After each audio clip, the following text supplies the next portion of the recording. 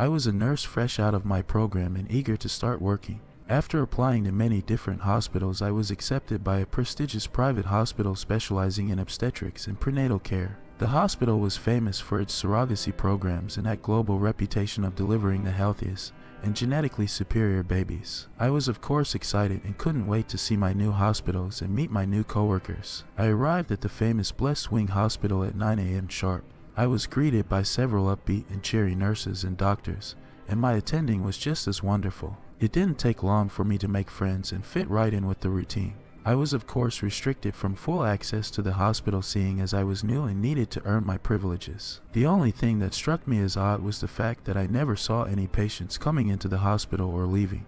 What I did see were many happy couples arriving to adopt their newborns. I never saw the surrogates, before or even after delivery. My job was to tend to the many newborns and ensure that each baby was taken home by their proper parents. It was a very fulfilling job to work with such small, innocent bundles of life. Each baby was perfectly healthy and no two babies looked alike. It was as if each baby had been custom designed before birth.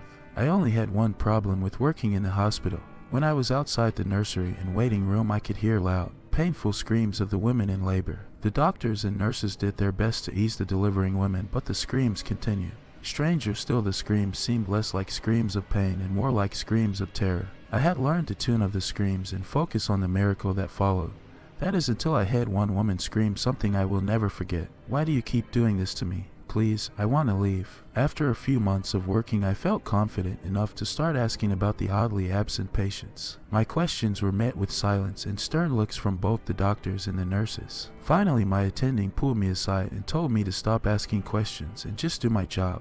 There was nothing to worry about. The screams of pain and terror continued to ring out through the hallways of the hospital. I found solace in the nursery where I could tend to the newborns, but the screams would always follow me as I walked through the halls. My first year passed with no incident, and I was no longer on restricted access. I could freely roam throughout the entire hospital, but there was no reason for me to wander beyond the nursery or doctor's lounge. My curiosity, however, got the better of me. Shortly after my 1-year anniversary, I was wandering the halls when I heard the screaming of another woman in labor. But what caught my attention was this was the same woman I heard pleading with the doctors shortly after I started working. She was delivering a second baby in less than 2 years. This was very risky, and as a professional surrogate she would know better than to do this. Again I heard her screaming in fear and begging the doctors to let her go. I didn't understand.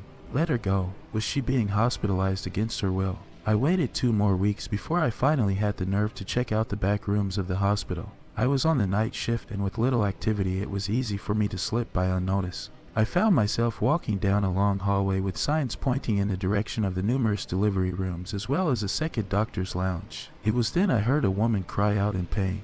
I had come to recognize that cry of pain as a woman deep in labor. The odd thing is her cry came from behind a door labeled Incubators. I didn't see anyone else in the maternity wing or exiting the delivery room, so I went into room to check on her.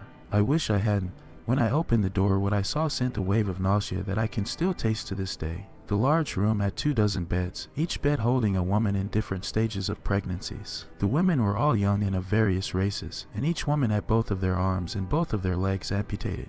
The women were helpless and alone. Tubes and IVs containing nutrients and fluids snaked across the women's mutilated bodies as the only means to keep them alive. One blonde woman, her belly absolutely massive in comparison to her mangled body, spotted me and begged me to help her. "Please, you have to get us out of here." I couldn't speak. I couldn't even move. I just stared at them with my hand over my mouth. "Please," she cried out again. "They won't let us leave. They keep using us, using our bodies." I backed away from the site, toward the door. The woman cried out to me, tears in her eyes. "We can't move. We can't escape. Please, you have to help us." Fear set in and I bolted from the room.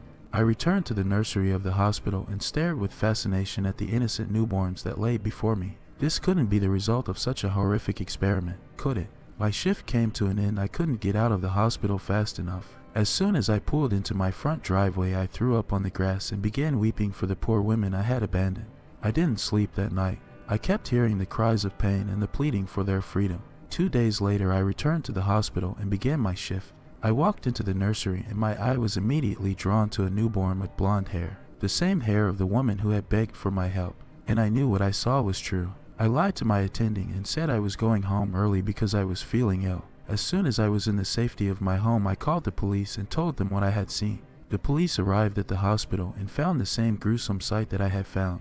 The women were taken to a new hospital and my hospital had been shut down. I breathed a sigh of relief and waited for the story to break on the news. But no story aired. There was no mention of the human incubators that had been freed from the hospital. In fact, there was no record of the women arriving at the new hospital for proper care.